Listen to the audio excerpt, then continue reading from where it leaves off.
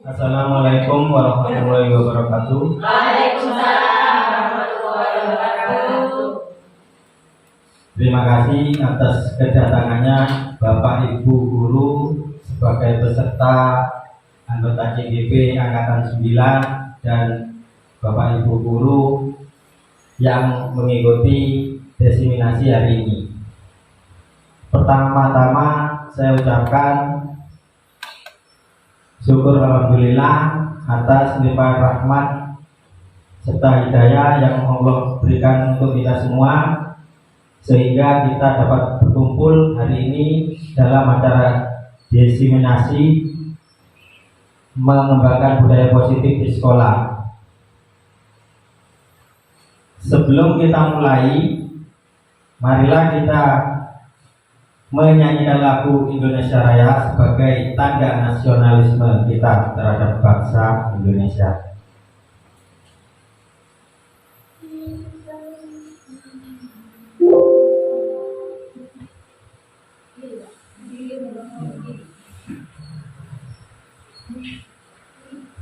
Saya mohon untuk berdiri sebentar, kita menyanyikan lagu Indonesia Raya.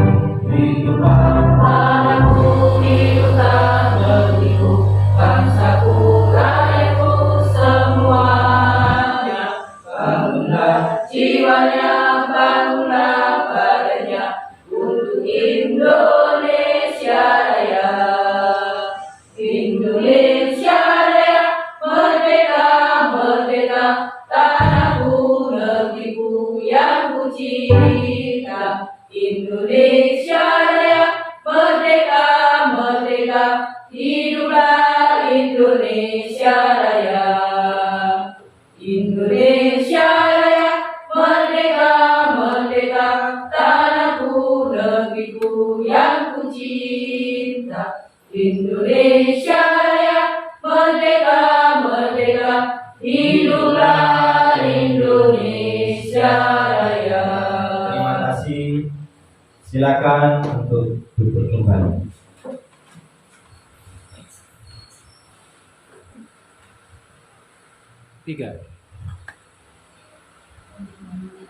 Topik hari ini yang akan kita bahas dalam diseminasi kita yaitu yang pertama tentang disiplin positif dan nilai-nilai kebajikan universal.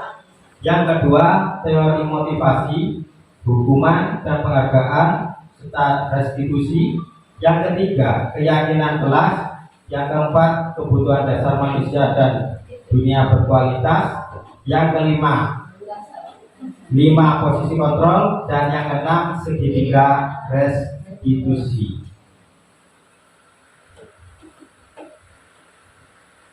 Dalam diseminasi kali ini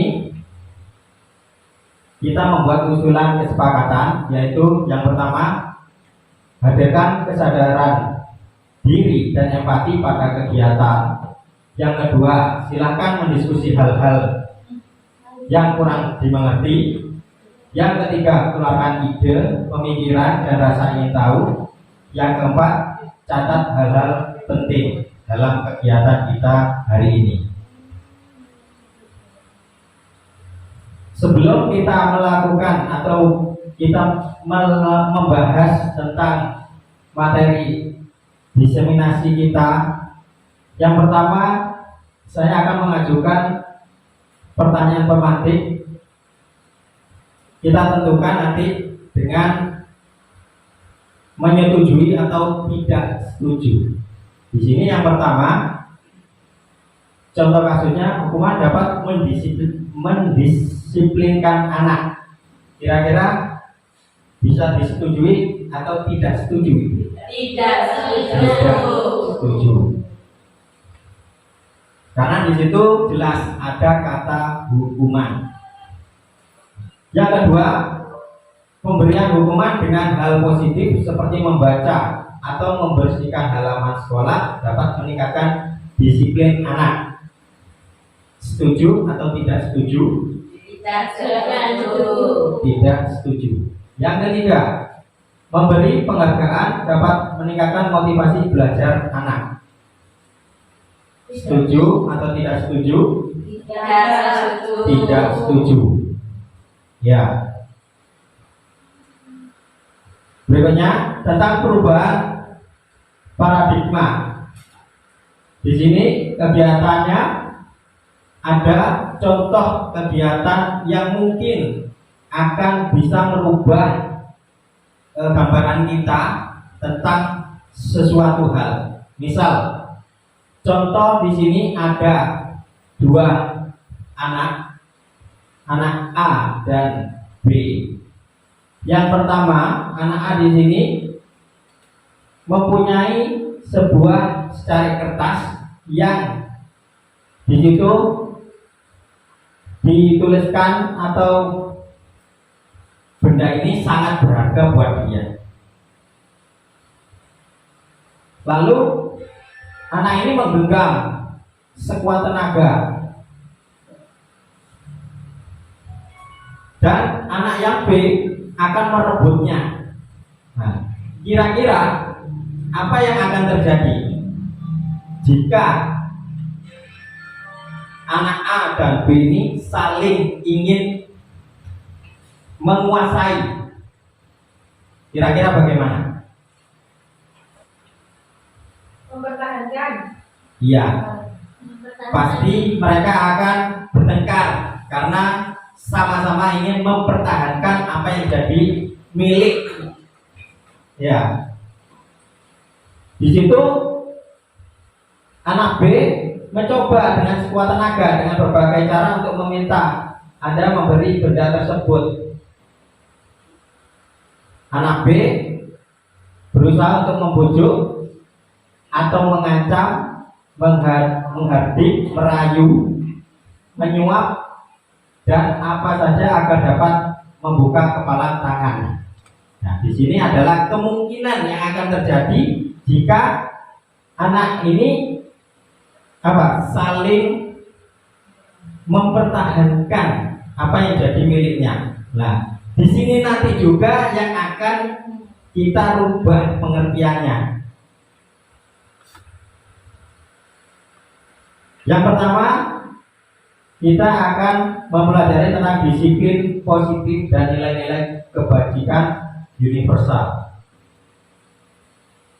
Di sini guru harus bisa memberi perubahan paradigma, yaitu tentang teori kontrol atau teori pilihan atau ilusi kontrol. Yang pertama, ilusi guru mengontrol murid, atau kalau dulu kita sebut dengan penguasaan kelas. Yang kedua, ilusi bahwa kritik dan membuat orang merasa bersalah dapat menguatkan karakter. Yang ketiga, ilusi bahwa semua penguatan positif efektif dan bermanfaat. Yang keempat, ilusi bahwa orang dewasa memiliki hak untuk memaksa. Di sini perubahan paradigmanya, stimulus respon teori kontrolnya, yaitu siapa sesungguhnya yang memiliki kontrol? Apakah kita atau bahkan murid kita, atau dari eksternal orang tua murid? Kita lihat di sini. Kalau stimulus responnya kita mencoba mengubah orang agar berpandangan sama dengan kita, dalam teori kontrolnya kita berusaha memahami pandangan orang lain tentang dunia. Ya, artinya apa? Kita tidak boleh memaksa apa yang jadi pengertian kita, apa yang jadi keinginan kita untuk orang lain biar sama dengan kita. Jadi seperti itu. Perilaku buruk dilihat sebagai suatu kesalahan. Teori kontrolnya, semua perilaku memiliki tujuan, yang artinya tidak semua perilaku itu bisa kita nilai sebagai hal-hal yang buruk.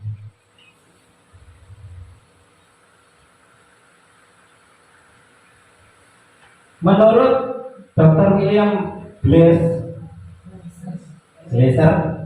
teori kontrol di sini ada beberapa poin yang akan menuju ke makna disiplin dan keyakinan kelas yang sudah kita buat dengan siswa kita di kelas.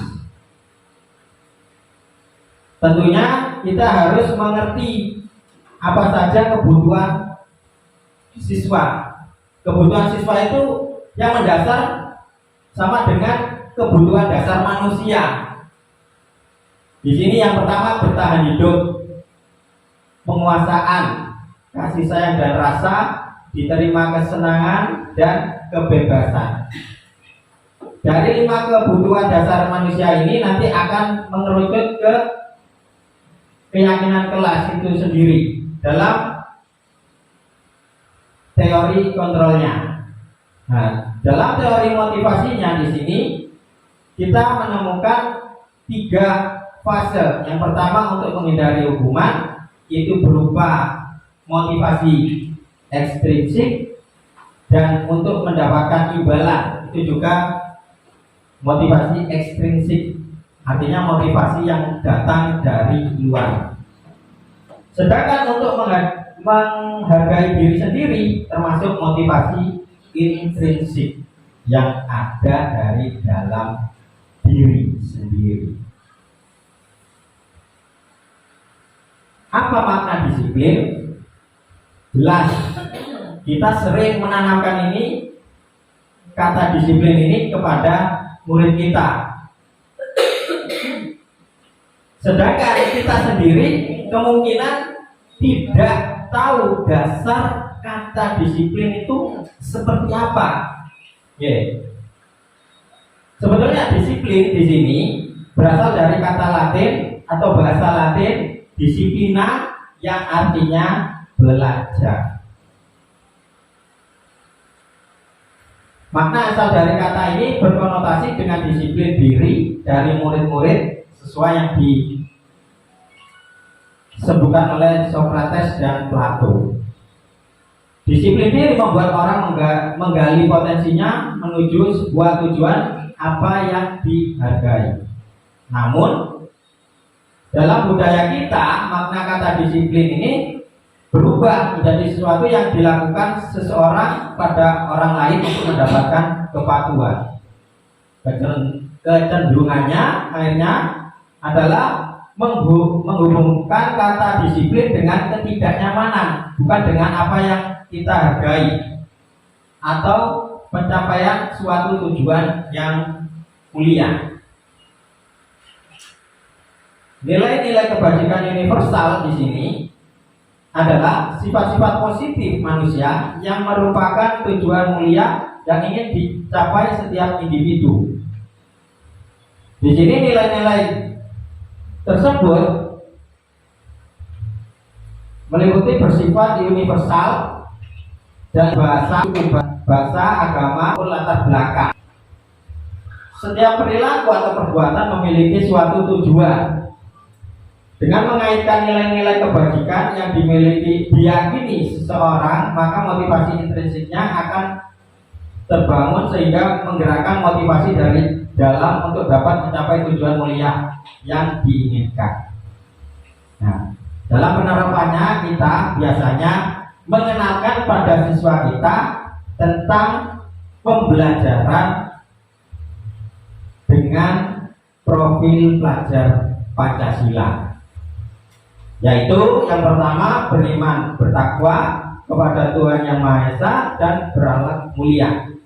2 mandiri, 3 bernalar kritis, 4 berkebinekaan global, 5 bergotong royong, dan 6 kreatif. Berikutnya akan kita pelajari tentang teori motivasi dalam hukuman dan penghargaan serta restitusinya. Di sini dalam teori motivasi perilaku manusia ada 3 contoh.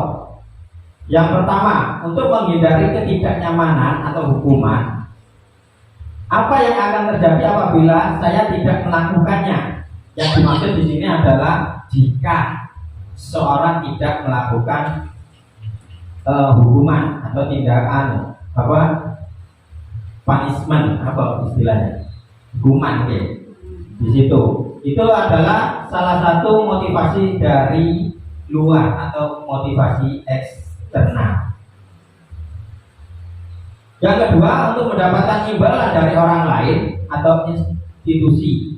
Apa yang akan saya dapatkan apabila saya melakukannya? Artinya dari nomor 1 dan nomor 2 ini berhubungan dengan orang lain. Jelas, jika kita berhubungan dengan orang lain, itu artinya kita mendapatkan motivasi dari luar atau motivasi eksternal. Untuk menghargai diri sendiri, saya akan menjadi orang yang seperti apabila saya melakukannya. Baru di sini kita bisa mengkategorikan sebagai motivasi internal. Jelas di sini tujuan disiplin positifnya yang bisa kita tunjuk sebagai contoh motivasi internal. Dalam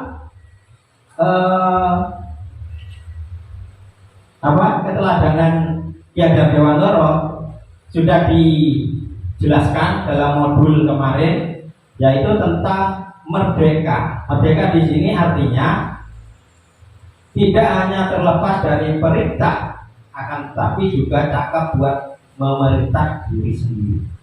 Yang perlu kita garis bawahi di sini adalah terlepas dari perintah, akan tetapi juga cakap buat merintah diri sendiri tentang kedisiplinan kita sendiri.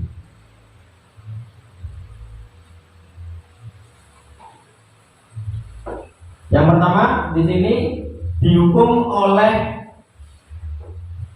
penghargaan.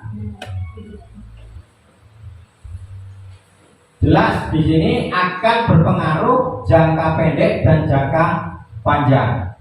Yang kedua, penghargaan menghukum. Yang ketiga, penghargaan mengurangi ketepatan. Yang keempat, penghargaan tidak efektif. Yang kelima, penghargaan merusak hubungan.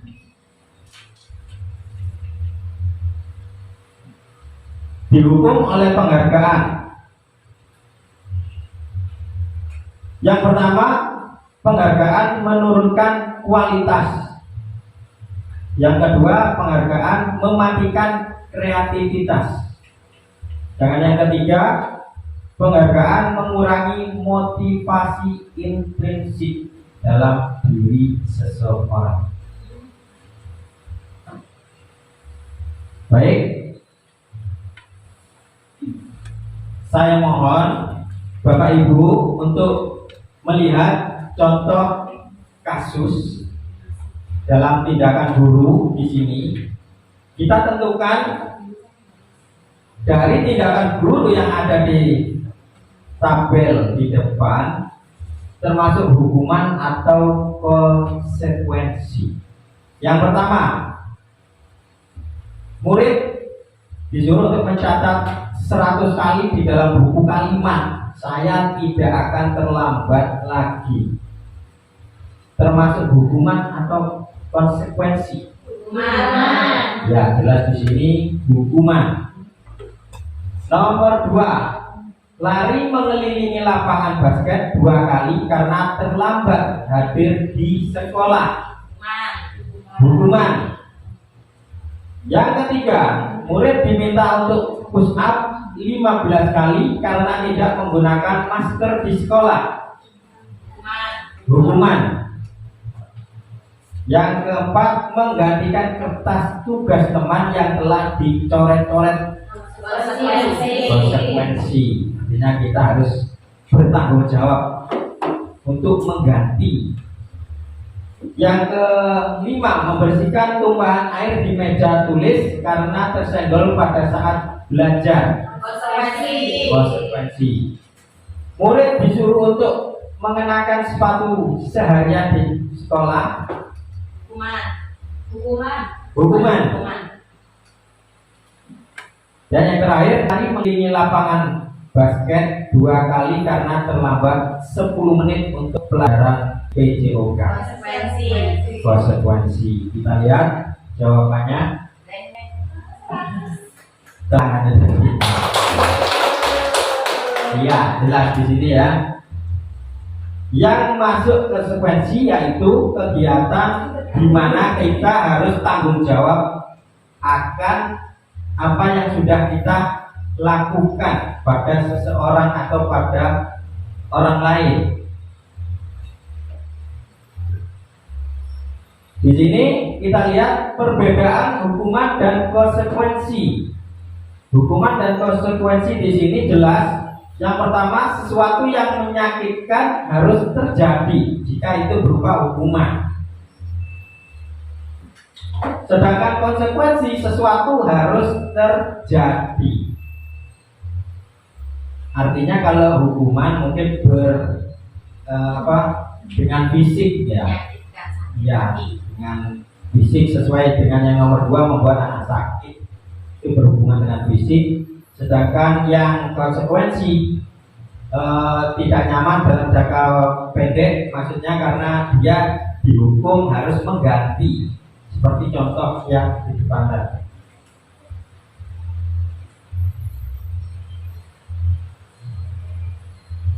Di sini kita lihat ada identitas gagal dan identitas sukses. Jelas yang berpengaruh di sini adalah kedisiplinan seseorang. Yang pertama tentang hukuman, identitas gagal itu yang pertama berpengaruh adalah hukuman. Sesuatu yang menyakitkan harus terjadi. Ya, sampai murid akan membenci tentang peraturan yang sudah ada di sekolah, baik itu peraturan di sekolah atau di kelas, sesuai dengan keyakinan kelasnya masing-masing. Sedangkan disiplin di sini konsekuensinya sesuatu harus terjadi. Nah, tidak nyaman untuk murid atau anak untuk jangka waktu pendek, korban bisa diabaikan. Kita lihat di sini sebetulnya dari hukuman dan konsekuensi di sini bisa kita cari jalan keluarnya dengan menggunakan cara restitusi. Yang mana di sini restitusi ini contohnya, jika murid atau anak dibuat tidak nyaman, kita harus bisa menguatkan anak itu sendiri. Jadi anak tidak merasa mengalami kegagalan. Memerlukan monitoring dan supervisi terus-menerus dari guru. Murid belajar bertanggung jawab untuk perilakunya sendiri. Dan murid akan menghormati peraturan.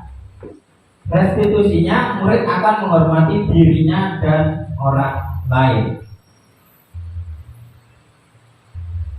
Jika kita barusan menyebutkan restitusi, apa sih restitusi itu sesungguhnya? Restitusi itu adalah proses menciptakan kondisi bagi murid untuk memperbaiki kesalahan mereka sehingga mereka bisa kembali pada kelompok mereka dengan karakter yang lebih kuat. Restitusi juga merupakan proses kolaboratif yang mengajarkan murid untuk mencari solusi untuk masalah mereka dan membantu murid berpikir tentang orang seperti apa yang mereka inginkan menjadi tujuan mulia dan bagaimana mereka harus memperlakukan orang lain. 9 ciri-ciri restitusi. Yang pertama, bukan untuk menebus kesalahan, namun untuk belajar dari kesalahan itu sendiri. Yang kedua, memperbaiki hubungan. Yang ketiga, tawaran, bukan paksaan. Yang keempat, menuntut untuk melihat ke dalam diri. Yang kelima, mencari kebutuhan dasar yang mendasari tindakan. Nomor 6, restitusi diri adalah cara yang paling baik. Yang ketujuh, fokus pada karakter bukan tindakan. Yang kedelapan, fokus pada solusi. Yang kesembilan, mengembalikan murid yang berbuat salah pada kelompoknya. Ya, sebelum kita lanjutkan ke keyakinan kelas, saya mohon kepada Bapak Ibu sekalian untuk kita melakukan ice breaking. Monggo untuk berdiri sebentar. Ice breakingnya kira-kira minta yang berpikir atau yang goyang-goyang saja. Oke. Bapak Ibu masih ingat lagunya ini potong bebek angsa? Ingat. Oke. Potong bebek angsa, ingat ya? Nadanya saja. Tapi di sini saya ganti, saya bagi beberapa kelompok. Nanti saya tentukan masing-masing kelompok ini menyebutkan kata sesuai yang kelompoknya pilih. Misal ya, di sini wak, wek, wok. Bisa ya? Tapi tidak harus menyebutkan semua. Tiap kelompok wak, wek, wok. Tapi kita menyanyikan lagu potong bebek angsa menggunakan kata sesuai yang kita sudah pilih tadi. Wak, wek, wok. Bisa ya? Contoh ya. Ini wak, ini wek, ini wok. Nanti kalau saya di depan menunjuk baris yang wak, artinya harus menyanyikan lagu menggunakan kata wak. Wak, wak, wak, wak, wak, wak, wek, wek, wek, wek, wek, sesuai tangan saya menunjuk kemana. Jadi setiap kelompok harus mengikuti jari saya kemana. Siap? Kita mulai dari tengah dulu. Wek, wek, wek, wek, wek, wek.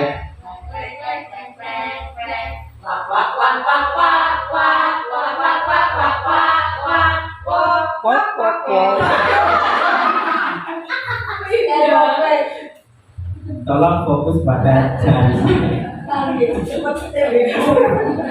Kita mulai lagi, kita ulangi satu kali lagi.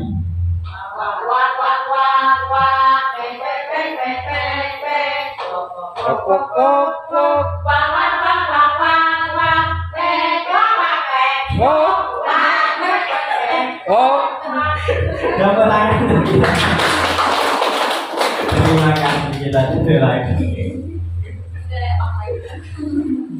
Ternyata banyak bebeknya dalam kelas. Kita lanjutkan di sini eksplorasi konsepnya tentang keyakinan kelas. Mengapa tidak peraturan saja? Mengapa harus keyakinan kelas? Di sini jelas ada beberapa peraturan yang memang harus kita buat dalam kelas, dan itu pun harus kita sepakati dengan anak didik kita sebagai keyakinannya, bukan peraturannya. Tapi yang perlu kita tanamkan pada anak adalah keyakinan kelasnya. Contoh, mengapa kita memiliki peraturan harus menggunakan helm bila mengendarai kendaraan roda dua. Ini termasuk peraturan apa? Keyakinan. Peraturan jelas.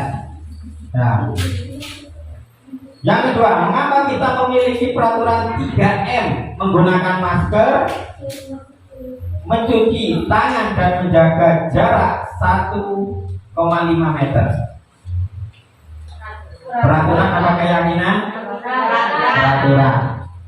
Yang ketiga, mengapa kita memiliki peraturan harus datang tepat waktu pada saat mengikuti pelatihan? Keyakinan. Apa peraturan? Kita lihat kalimatnya di sini, karena di sini mengikuti pelatihan. Pelatihan di sini biasanya tidak tergantung pada suatu instansi, ya. Beda lagi kalau kita di sini mengikuti peraturan sekolah, di situ yang membuat kita dan siswa, warga sekolah. Kalau di sini dalam pelatihan di sini kita bebas, cuma kita dituntut mengikuti peraturan yang sudah ada. Paham Bapak Ibu B? Kita lanjut.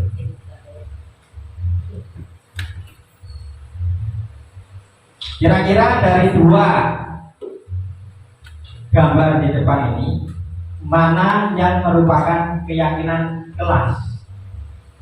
Yang poster A atau poster B?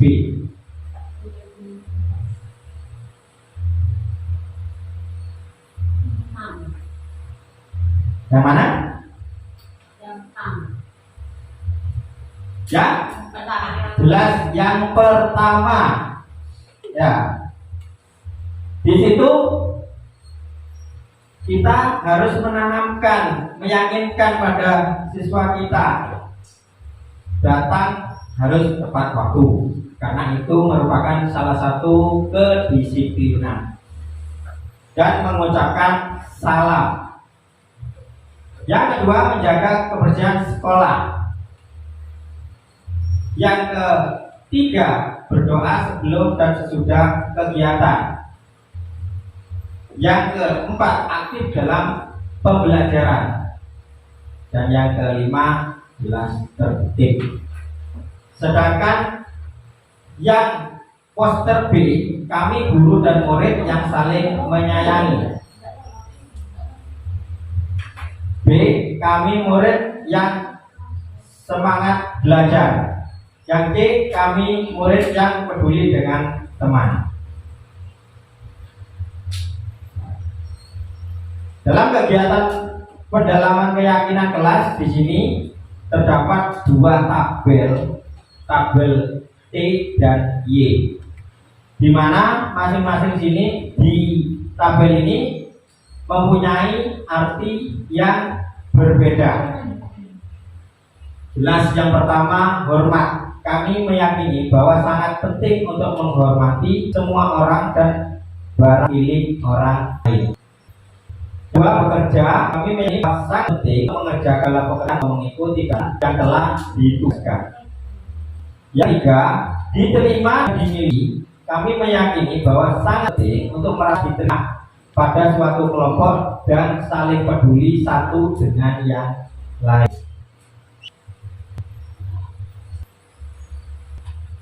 Dalam pendalaman materi ini, contoh kegiatannya dalam poin hormat ini terdengar, misalnya seorang berkata, yuk saya bantu, kita bisa selesaikan bersama, tolong permisi, dan saya pindah, nanti segera saya kembalikan. Terlihat berempati terhadap perasaan orang lain, memegang barang milik lain hanya dengan izinnya, mendengarkan dengan seksama, senantiasa berbuat baik dan berbagi. Berperilaku di sini tersenyum ramah, memberikan salam hormat, memberikan ruang bekerja, dan postur tubuh yang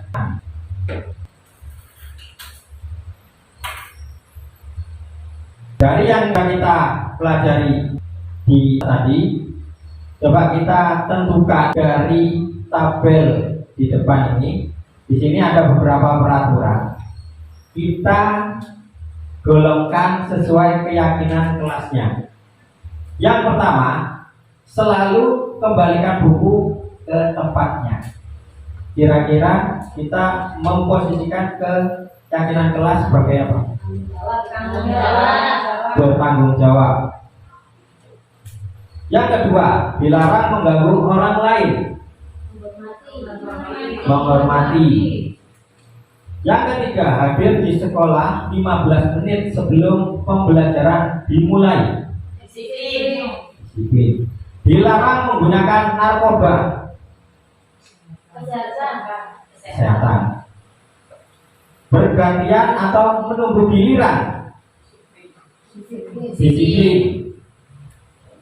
Gunakan masker. Kesehatan. Jangan berlari di kelas atau koridor. Kita lihat di depan. Jelas sekali di sini. Selalu kembalikan buku ke tempatnya, itu sesuai dengan keyakinan kelas, poin tanggung jawab. Dilarang mengganggu orang lain, menghormati orang lain. Bergantian atau menunggu giliran, menghormati orang lain dan bersabar. Jangan berlari di kelas atau koridor. Keselamatan dan keamanan. Kebutuhan dasar manusia dan dunia berkualitas. Jelas, yang pertama di sini adalah bertahan hidup. Yang kedua yaitu tentang penguasaan. Yang ketiga, kasih sayang dan rasa. Yang keempat, kesenangan. Dan yang kelima, tentang kebebasan. 3. Topik hari ini yang akan kita bahas dalam diseminasi kita yaitu yang pertama tentang disiplin positif dan nilai-nilai kebajikan universal. Yang kedua, teori motivasi, hukuman dan penghargaan serta restitusi. Yang ketiga, keyakinan kelas. Yang berikut adalah 5 poin kontrol di mana kita bisa menerapkan video ini ke dalam siswa kita.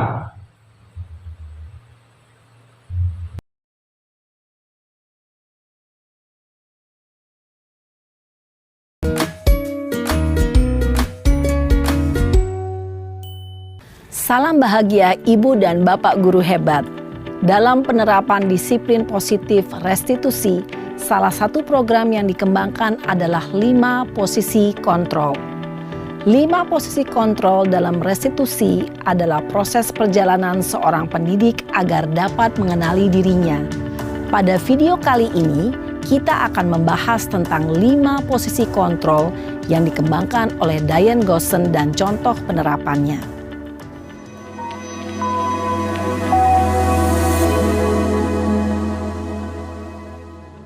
5 posisi kontrol itu adalah 1. Posisi penghukum. 2. Posisi pembuat merasa bersalah. 3. Posisi teman. 4. Posisi pemantau atau monitor. Dan 5. Posisi manajer. Untuk lebih memahami kelima posisi tersebut, mari kita saksikan kasus Naren yang terlambat hadir 20 menit di sekolah dan melihat bagaimana kelima posisi kontrol dalam menghadapi masalah tersebut.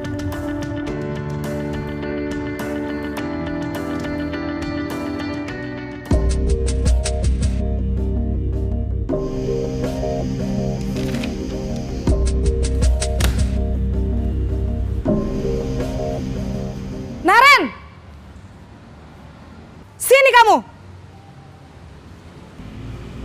Selamat pagi, Bu. Selalu terlambat. Kamu deh, pasti terlambat. Maaf, Bu. Saya... Apa? Apa coba? Alasan kamu apa lagi? Kapan sih kamu tidak terlambat? Malas sekali ya kamu jadi anak. Saya... Dasar pemalas. Gak kapok-kapok sih kamu. Sudah berapa kali terlambat? Sana, kamu keliling lapangan basket 2 kali. Kenapa saya harus keliling lapangan basket, Bu? Kenapa? Kamu mau lawan ibu? Berani-beraninya jawab. Sudah terlambat, masih berani jawab pula. Sekarang, keliling lapangan basket 5 kali sekalian. Biar kapok. Cepat. Pergi sana ke lapangan basket. Posisi penghukum biasanya berbicara dengan nada tinggi, menghardik, menunjuk-nunjuk, menyakiti, dan menyindir. Hukuman bisa berupa fisik maupun psikis. Ibu dan bapak guru hebat. Dampak yang terjadi pada murid ketika guru berada pada posisi penghukum adalah murid cenderung akan memberontak, bahkan menyimpan dendam.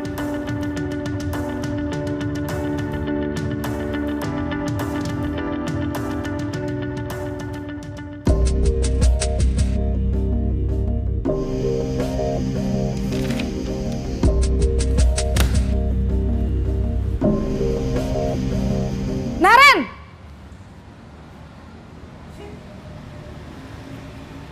Selamat pagi, Bu. Naren. Kamu kenapa terlambat lagi, nak? Ya Tuhan, Naren. Kamu senang ya bikin ibu susah ya? Kalau kamu terlambat lagi, nanti ibu yang ditegur bapak kepala sekolah, nak. Disangka ibu tidak bisa membina kamu. Duh, gimana ini? Maaf, Bu. Duh, Gusti Naren. Kamu suka ya kalau ibu ditegur bapak kepala sekolah? Terus, sekarang ibu harus tulis apa ini di buku absen? Ini kamu sudah sering terlambat loh. Ibu harus apa coba? Maaf, Bu. Maaf sekali. Ya sudah, lain kali jangan bikin ibu susah lagi ya, nak ya. Ibu tidak akan kuat lagi kalau kamu begini terus. Bisa jantungan kalau ibu ditegur bapak kepala sekolah. Sana cepat ke kelas. Maaf ya, Bu. Maaf sekali. Posisi pembuat rasa bersalah berbicara dengan nada tenang, cenderung lembut. Namun kata-kata yang diutarakan membuat murid merasa menjadi orang yang gagal. Memandang buruk dirinya sendiri, merasa tidak berharga, dan tidak sanggup membahagiakan orang lain. Ketika guru mengambil posisi pembuat rasa bersalah, murid akan menganggap dirinya yang bersalah dan ia akan menyimpan emosi negatif tersebut di dalam dirinya.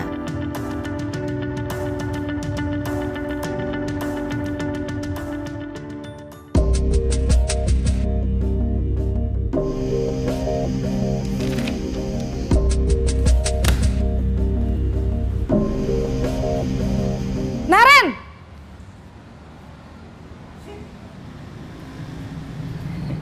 Selamat pagi, Bu. Wah, sudah jam berapa ini, nak? Terlambat lagi ya, sayang? Iya, Bu. Habis ibu saya lupa bangunkan saya, Bu.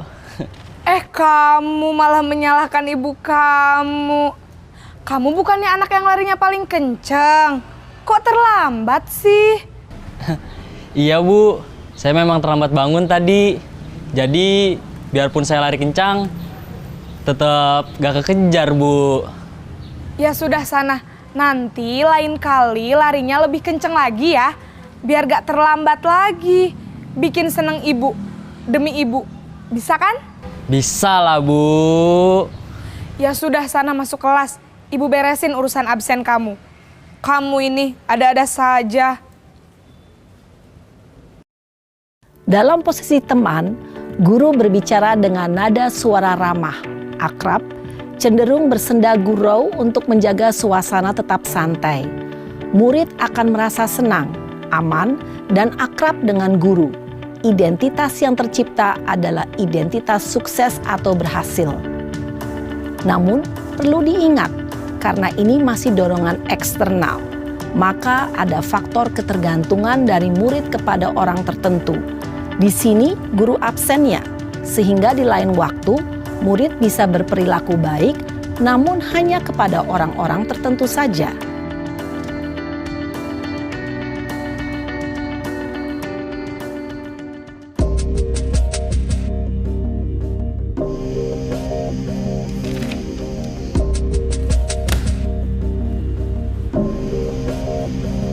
Naren!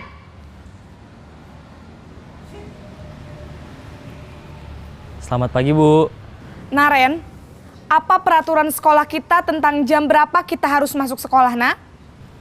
Kita harus di sekolah jam 7, Bu. Iya, betul. Sekarang sudah jam 7.20. Naren sudah tahu konsekuensinya jika terlambat hadir. Paham, Bu. Saya harus tinggal kelas pas jam istirahat selama 20 menit. Iya, benar. Konsekuensinya demikian. Jadi nanti jam 9.30 pas istirahat, kamu harus tinggal di kelas, kerjakan tugas tambahan untuk ketertinggalan kamu, ya? Baik, Bu. Posisi pemantau mengandalkan penghitungan atau data untuk mengontrol murid.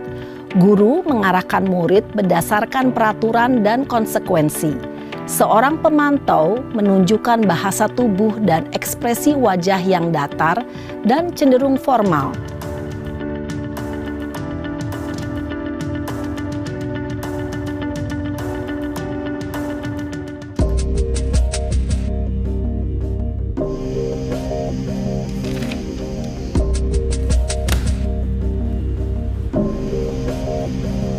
Naren!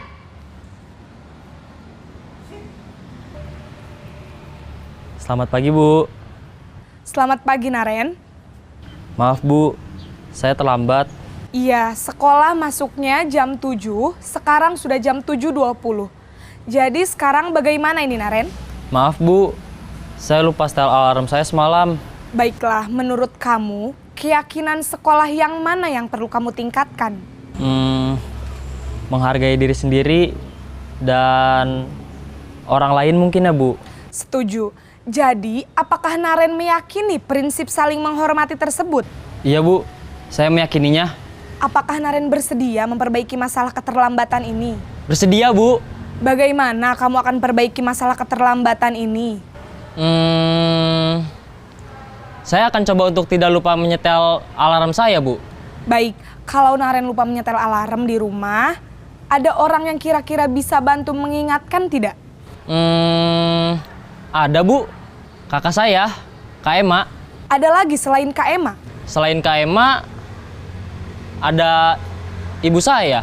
Baik, jadi yang mengingatkan Naren adalah Kak Ema dan ibu kamu ya? Kira-kira akan mulai setel alarm kapan nih, Naren? Setelah pulang sekolah, akan segera saya lakukan. Baik, jadi Naren akan setel alarm untuk bangun besok pagi dan akan diingatkan oleh kakak dan ibunda Naren ya. Ada lagi yang mungkin perlu dilakukan, Naren? Agar tidak terlambat bangun lagi. Tidak ada, Bu. Baik, Naren. Terima kasih untuk kerjasama kamu. Sekarang kamu perlu kembali ke kelas untuk belajar. Baik, Bu. Terima kasih. Posisi manajer adalah posisi kontrol yang disarankan untuk membimbing murid memiliki sikap disiplin yang positif, yaitu murid yang mandiri, bertanggung jawab, dan dapat memecahkan masalah. Tujuan dari posisi ini adalah agar murid dapat berefleksi atas tindakannya. Guru akan dengan tulus memberikan pertanyaan-pertanyaan bermakna, sehingga membuat murid dapat belajar dari kesalahannya dan mencari sebuah solusi untuk menyelesaikannya. Ibu dan Bapak guru hebat, setelah mengamati adegan kelima posisi kontrol tadi, kira-kira posisi mana yang paling ideal? Posisi mana yang dapat menunjang motivasi intrinsik murid? Ya, tentu posisi manajer. Posisi ini memang posisi ideal yang ingin dituju setiap pendidik. Pada posisi inilah, guru dapat menerapkan disiplin positif yang berpihak pada murid, yang memerdekakan murid.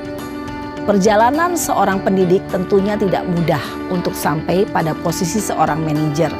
Namun, tujuan kita pasti, yaitu menciptakan murid-murid yang mandiri, merdeka, dan bertanggung jawab. Semoga penggambaran 5 posisi kontrol yang telah diperlihatkan ini dapat menjadi ajang refleksi bagi kita semua, agar dapat terus mengasah dan menerapkan disiplin positif yang memerdekakan murid. Mari terus berlatih dan bersemangat. Selamat menerapkan. Salam dan bahagia, Ibu dan Bapak Guru hebat.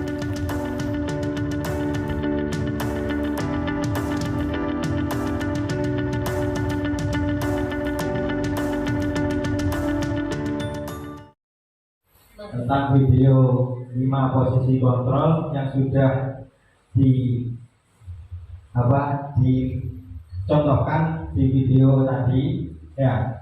Kira-kira menurut Bapak Ibu di sini, sudahkah kita menerapkan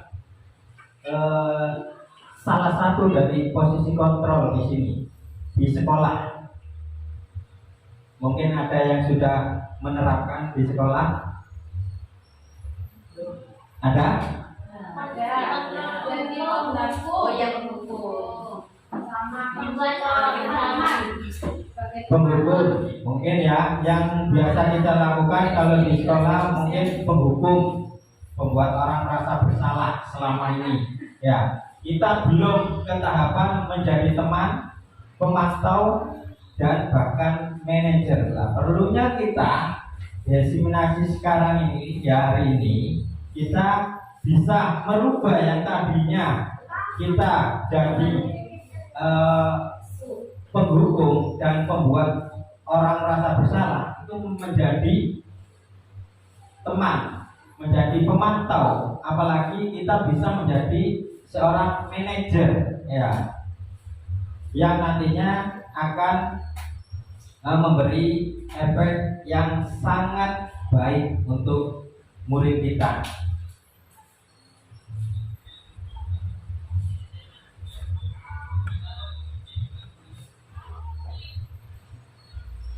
Kita ke segitiga restitusi di sini. Sesuai dengan apa yang harus kita lakukan dalam memecahkan permasalahan anak di sekolah, kita harusnya bisa menerapkan segitiga restitusi sesuai apa yang sudah dianjurkan oleh pemerintah. Dalam menstabilkan identitas, biasanya kita berkata berbuat salah itu hal yang manusiawi. Tidak ada manusia yang sempurna. Bapak atau ibu juga pernah berbuat salah. Nah, ini adalah kata-kata untuk menstabilkan identitas seorang anak yang sudah merasa bersalah. Tujuannya untuk apa? Untuk membuat anak itu tidak merasa gagal atau tidak merasa bersalah, melainkan dia termotivasi untuk selalu bisa berubah.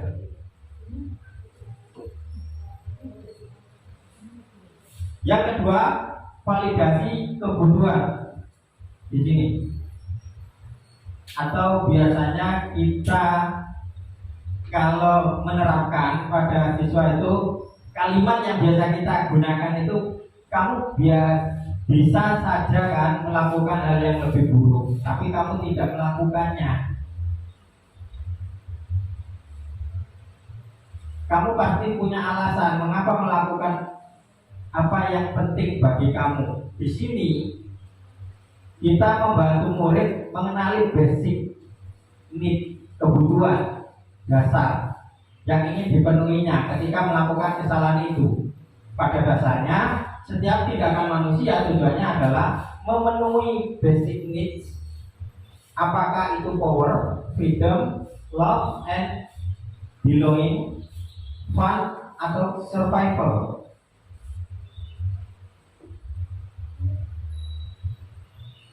Yang terakhir, kita menanyakan keyakinannya. Anak melihat kesalahannya dihubungkan dengan norma sosial dan nilai-nilai yang mendasari manusia berinteraksi dengan orang lain. Misal, apa nilai yang kita percaya di kelas atau di sekolah kita? Nilai-nilai universal apa yang telah kita sepakati? Kelas yang ideal itu seperti apa sih? Kamu ingin jadi anak seperti apa? Nah, ini kata-kata di sini adalah kata-kata seorang guru dalam meyakinkan keyakinannya di dalam dirinya atau di dalam kelas. Intervensinya bisa membantu murid kembali ke tujuan semula dengan cukup sikat dan dengan cara non konfrontatif. Pertanyaan-pertanyaan yang diajukan biasanya dikemukakan oleh seorang pemantau atau manajer. Di sini ada beberapa contoh kalimat yang biasanya dipakai seorang guru sebagai manajer ya kepada siswanya. Contoh, apa yang kamu inginkan? Peraturannya apa? Nah, biasanya guru itu menanyakan ini sebagai keyakinannya di dalam kelas. Ini salah satu contoh video yang sudah saya buat tentang segitiga resmi.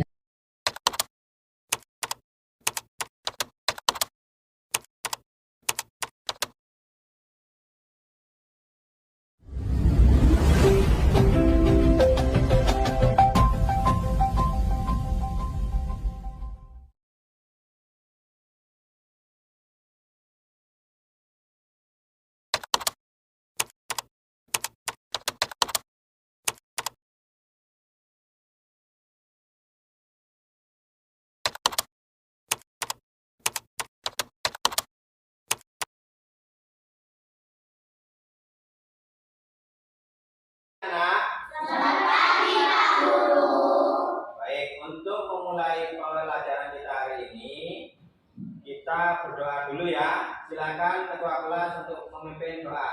Siap, berdoa mulai. Bismillahirrahmanirrahim.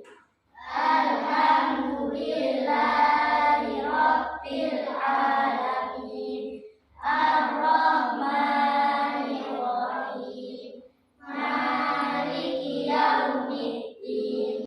Anak, hari ini Pak Guru akan memberikan soal untuk ulangan harian kalian ya.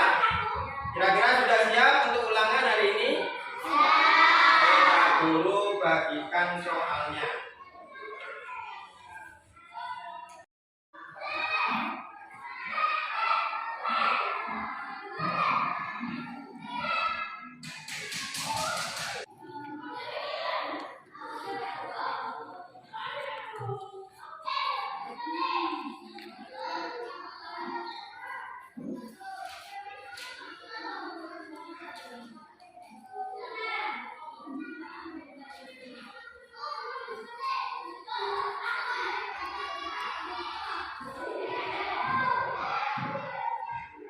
Jangan itu punyaku.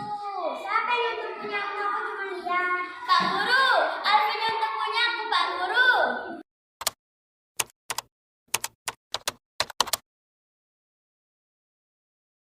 Alfi, tahu kenapa Pak Guru panggil kantor sekarang? Tidak tahu, Pak. Pak Guru panggil ini karena tadi Pak Guru lihat Alfi itu waktu mengerjakan ulangan harian, Alfi itu berusaha mencontek pekerjaannya Vika. Benar apa salah? Iya, Pak. Maaf karena saya bingung untuk mengerjakan jawabannya. Iya. Menurut Alfi, mencontek itu perbuatan baik apa buruk, Alfi? Buruk, Pak. Iya. Setiap manusia itu pasti punya kesalahan. Iya, bukan Alfi saja, Pak Guru juga pernah melakukan kesalahan. Tapi di sini Pak Guru tidak mencari kesalahannya Alfi, melainkan mencari solusi bagaimana Alfi agar tidak mencontek lagi. Nah, menurut Alfi, apa alasan Alfi tadi bisa mencontek pekerjaannya Vika? Ya Pak, maaf karena saya tadi kemudian sebelum bapak saya jadi pulangnya kemalaman. Oh, jadi Alfi ikut orang tuanya bepergian sehingga pulangnya malam. Sampai rumah Alfi tidak sempat belajar, ketiduran seperti itu ya. Alfi masih ingat tidak keinginan kelas kita yang kita buat? Ingat Pak, kita harus jujur. Iya, kita harus yakin sikap itu baik untuk kita. Kira apa yang kita lakukan tidak lagi. Tapi disiplin dan menjalankan tugas maksimal kepada Allah. Kira Alfi akan melakukan ini.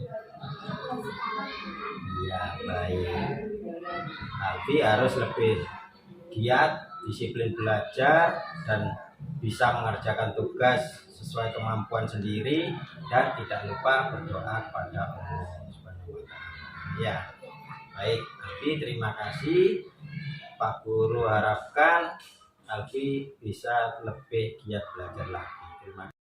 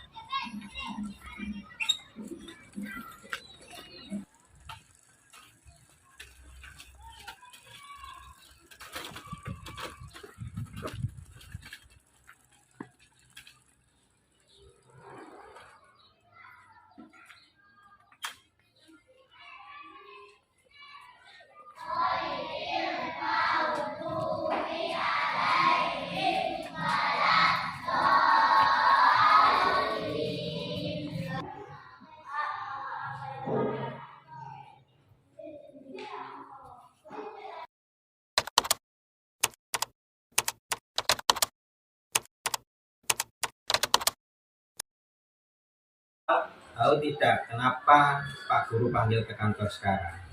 Iya tahu Pak. Iya, Pak Guru pengen tahu Noval bisa terlambat tadi, kira-kira apa alasan Noval? Iya, Pak. Noval jangan takut karena bukan hanya Noval yang pernah terlambat, Pak Guru juga pernah terlambat. Pak Guru di sini tidak akan menyalahkan Noval, akan tetapi Pak Guru akan mencari solusi buat Noval. Kira-kira apa yang membuat Noval terlambat ke sekolah? Karena tadi malam saya tidur kemalaman, lalu kesiangan sehingga saya terlambat ke sekolah. Iya, baik. Artinya Noval terlambat dikarenakan bangun kesiangan ya. Noval masih ingat apa enggak tentang keyakinan kelas yang sudah kita buat? Iya, Pak. Disiplin dan tepat waktu. Iya. Ya. Kita harus menanamkan sikap disiplin dan tepat waktu dan membiasakan bangun pagi. Khususnya kalau kita untuk sholat subuh sebelum melakukan aktivitas yang lain. Kira-kira Noval mulai kapan akan melaksanakan hal ini? Sekarang, Pak. Iya, baik. Jadi Pak Guru harapkan Noval mulai sekarang bisa disiplin waktu, ya, bisa menjaga waktunya, tidak tidur terlalu malam lagi sehingga berangkat ke sekolah bisa tepat waktu. Bisa ya Noval ya?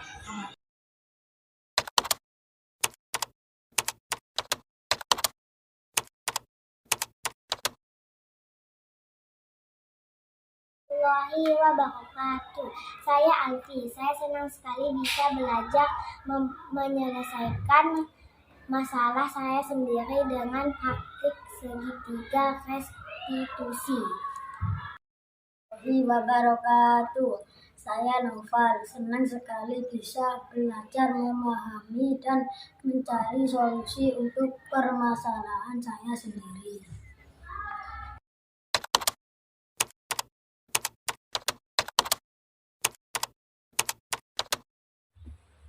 Itu tadi sebuah video hasil penerapan saya dalam segitiga restitusi. Di situ saya membuat ada 2 kasus yang memang mungkin kasus ini biasa terjadi pada siswa. Di situ saya menyelesaikan kasus anak-anak ini dengan cara segitiga restitusi. Tujuannya untuk biar anak-anak kita mereka paham tentang apa yang menjadi dasar mereka mempunyai kesalahan atau kekurangan mereka, dan mereka sendiri yang akan mencari solusi akan kesalahannya yang akan diterapkan dalam kehidupan sehari-harinya. Seperti itu. Baik, Bapak Ibu, sekarang sampailah ke akhir dari diseminasi kita. Kita di sini bisa menarik kesimpulan. Hal baru apa yang mengubah paradigma saya yang saya dapatkan kira-kira setelah kita melakukan diseminasi mengembangkan budaya positif di sekolah. Kira-kira apa Bapak Ibu?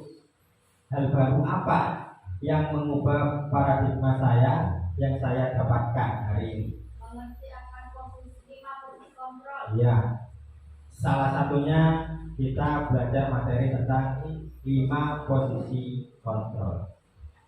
Yang kedua, perasaan apa yang muncul selama mengikuti diseminasi kali ini? Senang, tergerak, bergerak dan menggerakkan. Itu yang jadi salah satu fondasi kita ikut guru penggerak. Oke. Yang ketiga, peran Among seperti apakah yang saya telah lakukan selama mengikuti diseminasi ini? Kira-kira Memihak pada murid. berpihak pada murid. Manajer sebagai seorang manajer.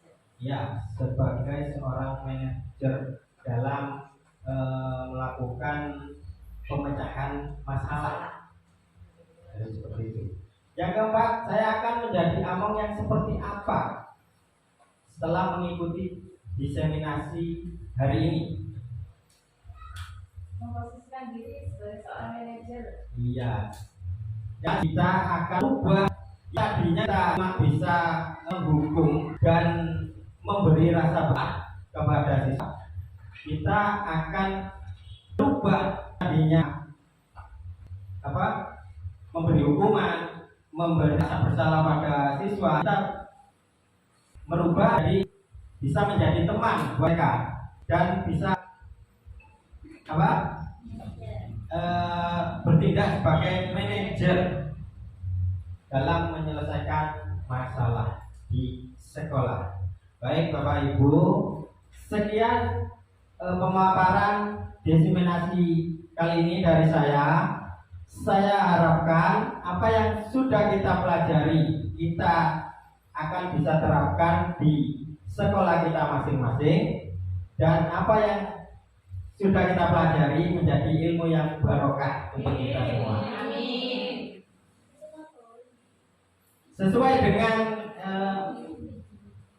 moto guru penggerak, yaitu tergerak, bergerak, dan menggerakkan. Terima kasih, saya akhiri. Wassalamualaikum warahmatullahi wabarakatuh.